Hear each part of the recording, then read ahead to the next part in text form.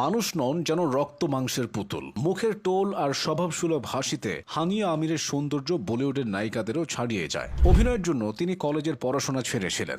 সেই অভিনয় তাকে সবকিছু দিয়েছে। হানিয়া আমিরকে অনেকে বলিউডে দেখতে চান। কোটি মানুষের হৃদয়ে ঝড় তোলা হানিয়া আমির সম্পর্কে বিস্তারিত জেনে নেওয়া যাক। 1997 সালে পাকিস্তানের রাওয়ালপিন্ডিতে জন্ম হানিয়ার। তার ক্যারিয়ারটা 8 বছরের। অন্যরা সিরিয়ালে কাজ করে সিনেমায় নাম লেখান, তবে হানিয়া আমিরের ক্ষেত্রে উল্টোটা হয়েছে। তিনি সিনেমা করে সিরিয়ালে নাম লিখিয়েছেন। আগে সিরিয়ালের প্রতি পর্বের জন্য প্রায় 3 লাখ রুপি পারিশ্রমিক পেতেন।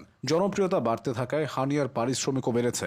বর্তমানে তিনি 4 লাখ রুপি পারিশ্রমিক নেন। তার মোট সম্পদের পরিমাণ প্রায় 43 কোটি রুপি। 2016 সালে হানিয়া সিনেমায় নাম লেখান।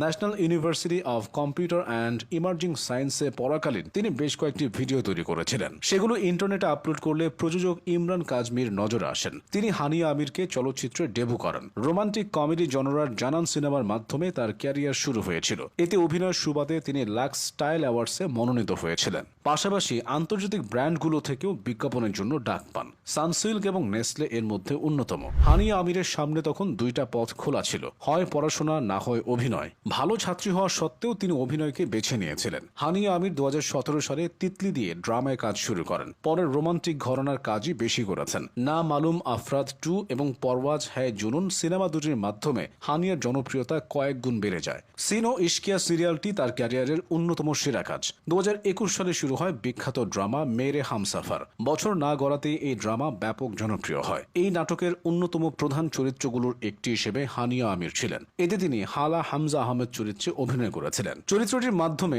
তিনি ভারত জুড়ে পরিচিতি পান। পরে হানিয়া আমিরকে মুঝে প্যার হুয়া থা ড্রামাতে দেখা গেছে। ছোট্ট ক্যারিয়ারে হানিয়া আমির বেশ কিছু পুরস্কার জিতেছেন। ফির ওহি মোহাব্বত সিরিয়ালে কাজ করে 2018 সালে তিনি হাম অ্যাওয়ার্ডস বিজয়ী হন।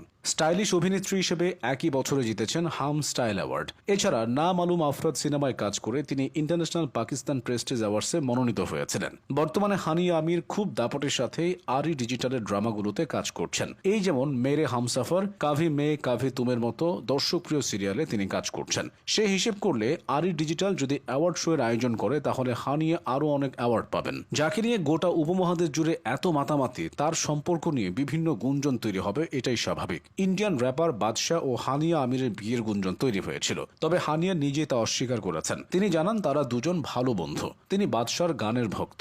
আসলে বাদশার সঙ্গে তার একটি ভিডিও থেকেই এমন গুঞ্জন তৈরি হয়েছিল। হানিয়া আমিরের সঙ্গে পাকিস্তানের ক্রিকেটার বাবর আজমের সম্পর্কের গুঞ্জনও শোনা গেছে। টেলিভিশনের বাইরে সোশ্যাল মিডিয়াতেও হানিয়া আমির বেশ জনপ্রিয়। ইনস্টাগ্রামে তাকে প্রায় 1.5 কোটি মানুষ অনুসরণ করে। কোটি কোটি মানুষের হৃদয়ে ঝড় তোলা হানিয়ার হৃদয়ে ঝড় তোলেন শাহরুখ খান। তিনি বলিউড বাদশার সবচেয়ে বড় ভক্তদের একজন। তাকে একাধিকবার শাহরুখ খানের সিগনেচার পোজ দিতে দেখা গেছে। শাহরুখের বিপরীতে তার কাজের গুঞ্জনও একাধিকবার তৈরি হয়েছে। একটা সময় বাংলাদেশে জি বাংলা ও স্টার জলসার সুবাদে ভারতীয় সিরিয়ালগুলো ব্যাপক জনপ্রিয় ছিল।